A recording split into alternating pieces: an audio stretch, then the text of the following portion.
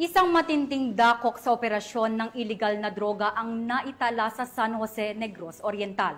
Matapos masabat ng kapulisan ang halos 41 milyong pisong halaga ng hinihinalang shabu mula sa isang high-value individual sa ikinasang buy-bust operation sa naturang lugar. Tinitiyak naman ng PNP na magpapatuloy ang agresibong kampanya laban sa iligal na droga, katuwang ang komunidad upang mapanatili ang kapayapaan at kaayusan sa buong bansa. Patrolwoman Flora May Azares, ibalita mo. Nakaisunod sa pagpakahilom, tanan na mga isulti pwedeng magamit, pabor, bato kanima, taas ng korte sa Pilipinas. Ha? Napo kayo katawan, bukuha mo kagaling abogado. Kung di ka kagawa, mahatag ang gobyerno rin usa.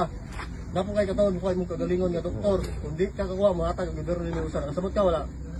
Nasabat ng Negros Oriental PNP ang halos 41 milyong halaga ng hinihinalang shabu mula sa isang high-value individual sa isinagawang buy-bust operation sa Purok 5, Barangay Santo Niño, San Jose, Negros Oriental noong ika-15 ng Hulyo ng taong kasalukuyan. Kinilala ni Police Colonel Ronan R. Claraval, Provincial Director ng Negros Oriental Police Provincial Office, ang sospek na si alias Pau, 36 anyos, na residente ng Barangay Hamanhak, Dumaguete City, Negros Oriental. Bandang alas 12:13 ng hating gabi, nang ikinasa ng mga operatiba ang naturang buy-bust operation na kung saan nagsilbing pusher-buyer ang isang pulis at nahuli sa aktong nagbibenta ang nasabing sospek. Kaagad inaresto ng mga otoridad ang sospek at nakumpiska mula rito ang 7 pakete ng hinihinalang shabu na may timbang na 600 gramo at may standard drug price na 40,800,000 pesos. Buy-bust money, backpack, isang cellphone, isang Ford Everest na sasakyan at susi.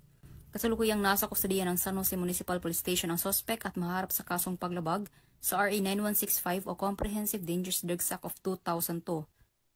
As of today, the case is now under inquest proceedings and appropriate charges will be filed once the inquest proceeding is done.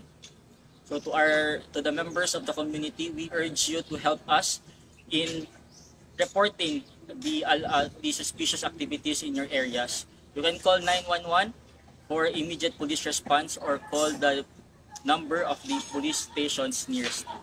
Mula dito sa Central Visayas, ako ang inyong Police News Network correspondent, Patrolwoman Flora May Azares, alagad ng batas, tagataguyod ng Balitang Pulis.